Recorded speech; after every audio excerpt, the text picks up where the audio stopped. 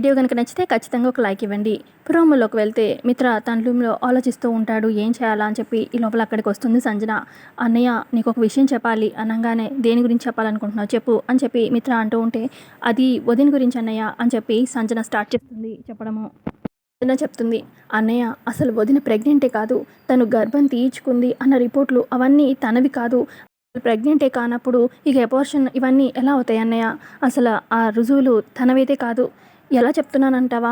ఎందుకంటే ఆ ప్రెగ్నెన్సీ అదంతా కూడా నాది. నేను అలాగే ఆకాష్ ఇద్దరం అంటే అప్పుడు తప్పు చేయడం వల్ల నేను ప్రెగ్నెంట్ అయ్యాను. ఆ విషయం ఎవరికీ తెలియకుండా వదిన నా కోసం అందరి చేత మాటలు పడింది.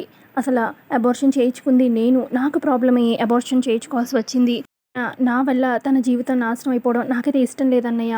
నా వల్ల వదిన జీవితం నాశనం అయిపోయింది. నాకు చాలా అంటే చాలా బాధగా ఉంది. ఆ రోజు కూడా నేను కోర్టు దగ్గరికొచ్చాను నిజం చెప్దామని. కానీ అప్పటికే మీకు డివోర్స్ అన్నట్టుగా ఇక జడ్జి గారు చెప్పేసేశారు. ఇక చేసేదేం లేక సైలెంట్‌గా ఉన్నాను. ఇప్పుడు కూడా వదిన చెప్పొద్దు అని ఒట్టు వేయించుకుంది. కానీ ఇంకా ఇంకా చూస్తూ ఆగలేక నిజం చెప్పేశానన్నయ్య అని చెప్తుంది.